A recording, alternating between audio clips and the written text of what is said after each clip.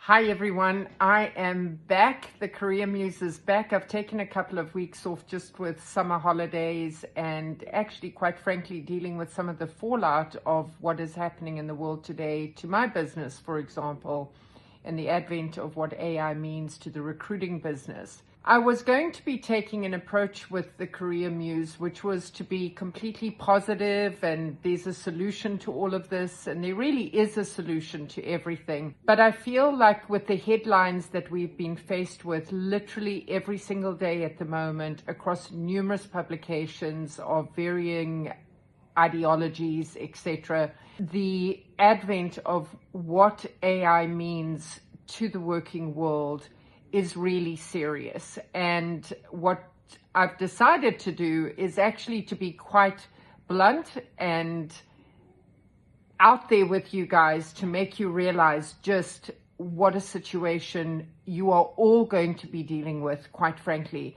And obviously I can't do it all in one go. There's different categories that we deal with at the same time, whether it's college leavers, whether it's you're in working and you're a middle manager.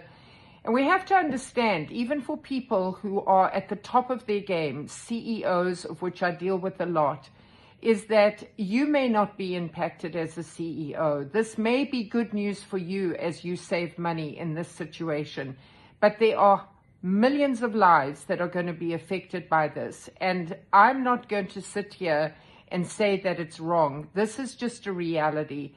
What I would like people to really understand is what is the truth and the reality of what is happening, and what can you personally do to make sure that you are ahead of the game with it. And really, most importantly, for those with younger children, what are you doing to help them prepare for the new world? Because I will guarantee you that this is not being discussed in schools right now with career guidance counselors. It's not being discussed in universities, because you know what, guys? Nobody's feeling it right now. Most people that I come across don't really even want their kids to get a job, like a babysitting job, for example. For some reason, my friend Joanne and I were discussing how hard it is to get a babysitter today. It's like people just don't feel the need to go and make money, and things are going to change. So let me tell you the couple of headlines that I've been dealing with, that I've been sort of wrestling with this, and how do we go about it. The first was an email that I received last week from my daughter, Katie, actually, that stated, actually it was a WhatsApp that stated, "It's so lucky the kids are as young as they are to prepare for this revolution, feel terrible for the recent grads and 20-year-olds and us, quite frankly."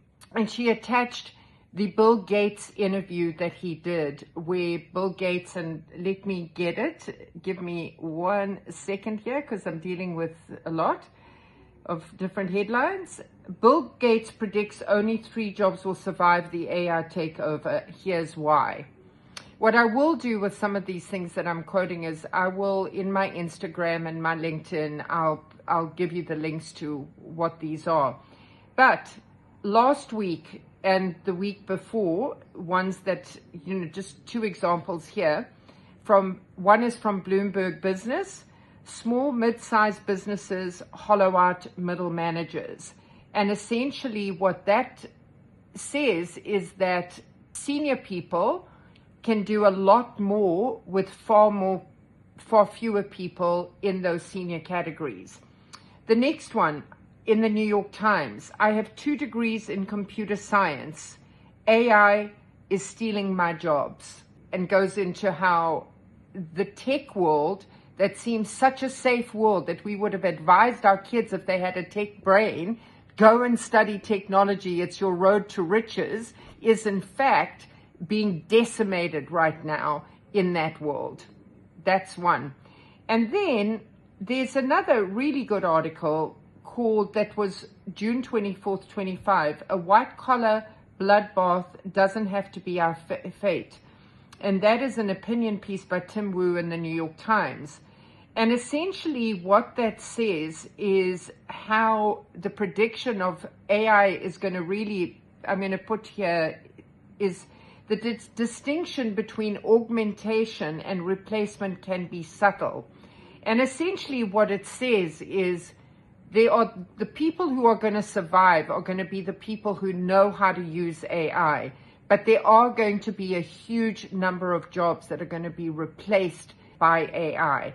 And unless your kid is going to be one of those kids that are superstars, and frankly, Facebook right now, Meta, is paying $100 million sign-ons to people who are AI experts.